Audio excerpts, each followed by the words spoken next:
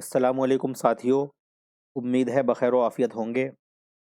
मसनवी से मुताल्लिक़ एक वीडियो हम आपके लिए लेकर हाज़िर हुए हैं।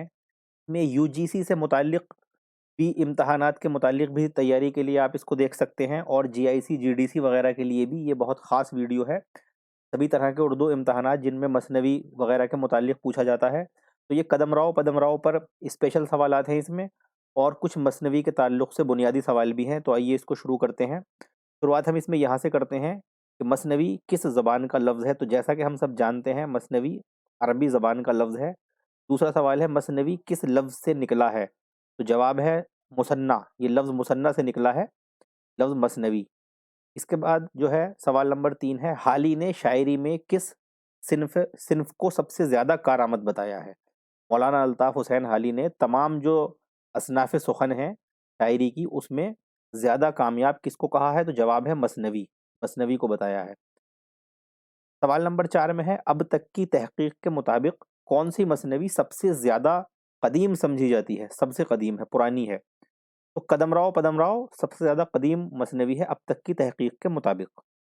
सवाल नंबर 5, मसनवी कदमराव पदमराव किस बादशाह के ज़माने की तसनीफ़ है। तो सही जवाब है अहमद शाह वली बहमनी, ये इनके ज़माने की तसनीफ़ है।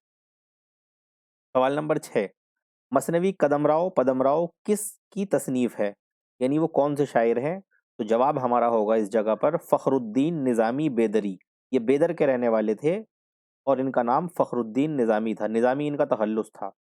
अब इसके बाद सवाल है, मसनवी कदमराव पदमराव के उन्वानात किस ज़ुबान में लिखे गए, यानी जो टाइटल होते हैं एक टॉपिक शुरू करने से पहले जो उसका एक टाइटल बनाया जाता है, उन्वान बनाया जाता है। तो वो पुराने टाइम में ये एक कानून दस्तूर था, एक रिवाज बल्कि इसको कहिए, कि जो टाइटल्स वगैरह थे, उन्वानात थे, वो ज़्यादातर फ़ारसी ज़ुबान में ही बनाए जाते थे। सारे काम ही फ़ारसी ज़ुबान में होते थे, लेकिन जो रिश्ते की शायरी थी या उस टाइम जो नई नई उर्दू थी, तो उसके अंदर भी जो इस तरह के काम होते थे वो फ़ारसी में ही लिखना पसंद करते थे। तो इसके भी जो उन्वानात हैं वो फ़ारसी ज़ुबान में ही रखे गए हैं।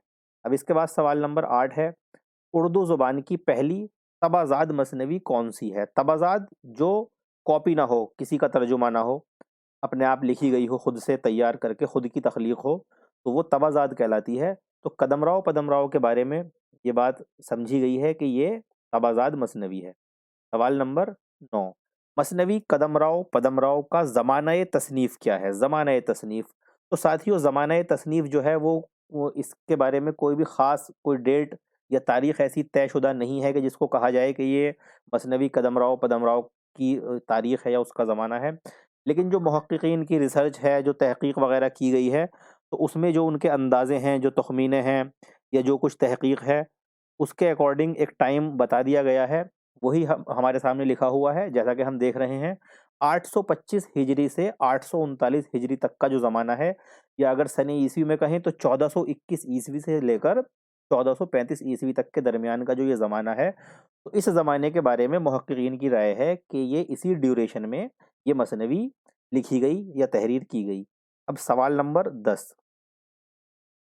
मसनवी कदमराव पदमराव का ये नाम किसने रखा। तो दरअसल बात ये थी कि क्योंकि इसके सफ़हात गायब थे, तो ये भी नहीं पता चल सका कि जो असल इसके शायर हैं, लिखने वाले हैं, फ़खरुद्दीन निज़ामी बेदरी, उन्होंने इसका क्या नाम रखा होगा। तो नाम भी जो है वो इसका खुद ही रखा। अब आइए इसके जवाब को पढ़ लेते हैं। इब्तदाई सफ़हात गायब होने की बिना पर इस मसनवी का असल नाम मालूम ना हो सका, लिहाजा नसीरुद्दीन हाशमी, ये नाम हमें याद रखना है। नसीरुद्दीन हाशमी ने इसके दो किरदारों कदमराव और पदमराव की मुनासबत से इसका नाम कदमराव पदमराव रखा। तो ये जो नाम इसका रखा है, ये नसीरुद्दीन हाशमी ने रखा है, और इसके अंदर दो किरदार हैं, एक कदमराव और दूसरा पदमराव। इनकी मुनासबत से इस मसनवी का यही नाम रखा गया। जो शायर ने रखा होगा वो तहकीक में नहीं आ पाया, क्योंकि सफ़हात जो थे वो फटे हुए थे, और कोई दूसरा नुस्खा इस मसनवी का कोई दूसरा कहना चाहिए जो असल इसका रिटन फॉर्म होगी वो दस्तयाब नहीं हो सकी, तो इसका नाम खुद ही रखना पड़ा। अब इसके बाद जो है 11 में है, मसनवी कदमराव पदमराव में राजा का किरदार कौन है। तो कदमराव जो है वो इस मसनवी में राजा का किरदार है, कदमराव। 12वें सवाल में है, मसनवी कदमराव पदमराव में कदमराव कहाँ का राजा था। तो जवाब है हीरानगर का। ये सवाल भी आ सकता है कि कदमराव किस मुल्क का राजा था। تو اس کا جواب ہوگا ہیرا نگر کا راجا تھا۔ سوال نمبر 13 ہے، مثنوی کدم راؤ پدم راؤ میں پدم راؤ کون ہے؟ تو پدم راؤ کون ہے؟ کدم راؤ کا وزیر۔ پدم راؤ راجا ہے ہیرا نگر کا اور کدم راؤ اس کا وزیر ہے۔ سوال نمبر 14، اگھور ناتھ کس مثنوی کا کردار ہے؟ تو ساتھیو اگھور ناتھ بھی کدم راؤ پدم راؤ ہی کا ایک کردار ہے۔ جب ہم اس کا خلاصہ پڑھیں گے تو ہم سمجھ لیں گے۔ اب اس کے بعد سوال نمبر 15 میں ہے، مثنوی کدم راؤ پدم راؤ میں اگھور ناتھ کس کا بیٹا ہے؟ یا یوں کہیے کہ اگھور ناتھ کے والد کا کیا نام تھا؟ تو اس میں جو نام دیا ہوا ہے وہ مچھندر ہے۔ یہ ایک شخص تھا اس نام کا، اس کا بیٹا اگھور ناتھ تھا، جو کہ اس ہماری کدم راؤ پدم راؤ کا ایک کردار ہے اس مثنوی کا۔ سوال یہ بھی کبھی کبھی پوچھ لیا جاتا ہے۔ اب 16ویں سوال میں ہم دیکھتے ہیں، دھنور بید اور امر بید کا ذکر کس مثنوی میں آیا ہے؟ تو ساتھیو اسی مثنوی میں آیا ہے، کدم راؤ پدم راؤ میں۔ یہ سوال بھی آ جاتا ہے۔ سوال نمبر 17، مثنوی کدم راؤ پدم راؤ میں راجا کدم راؤ کو دھنور بید اور امر بید کا علم کون سکھاتا ہے؟ تو جواب ہے مچھندر کا بیٹا جوگی اگھور ناتھ۔ یہ جوگی تھا اگھور ناتھ، اس نے ان بیدوں کا علم وہاں کے راجا کو، ہیرا نگر کا راجا جو کدم راؤ ہے اس کو دیا تھا۔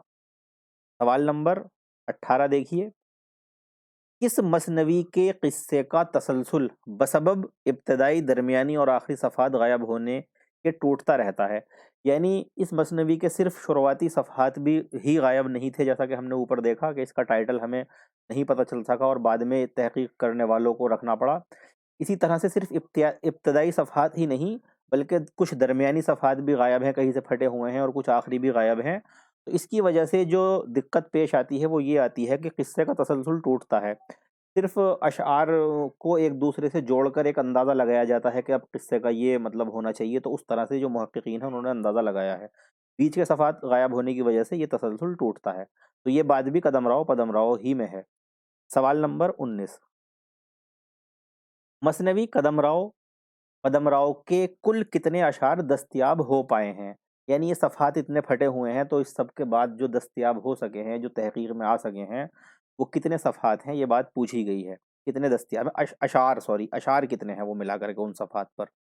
تو جواب یہاں پر دیکھیے آپ، 1032 1032 1032 اشعار ہیں ٹوٹل، اور 1033واں جو شعر ہے وہ نامکمل ہے۔ یعنی آپ یہ مان کے چلیے کہ 1032 اشعار تو ہیں مکمل، اس کے بعد ایک مصرع اور ہے، یعنی وہ ایک مصرع ہے جو 1033واں اشعار ہونا تھا اس کا ایک مصرع ہے اور وہ نامکمل ہے، اور ایک مصرع اس کا غائب ہے۔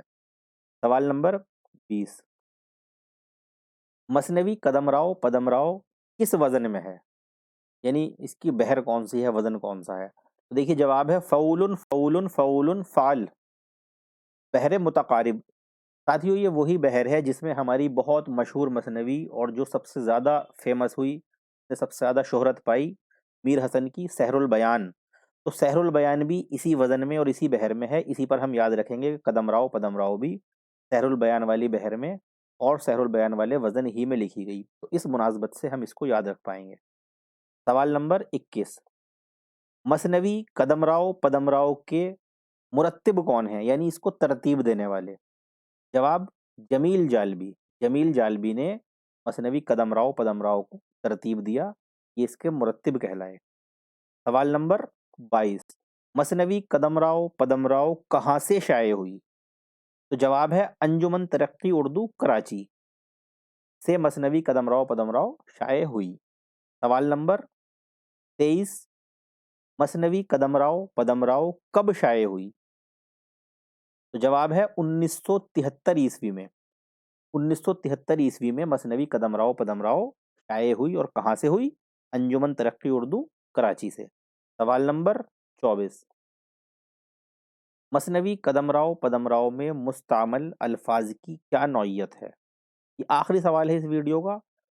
کس طرح کے الفاظ کیا ہے، بہت شارٹ میں بتانا ہے، بہت زیادہ ڈیٹیل میں نہیں جانا اس جگہ پر جہاں پر ہم یہ سوالات بہت زیادہ شارٹ میں دیکھ رہے ہیں، اور اس میں سے آبجیکٹیو سوالات ہی زیادہ بنتے ہیں۔ تو آئیے اس کو دیکھ لیتے ہیں۔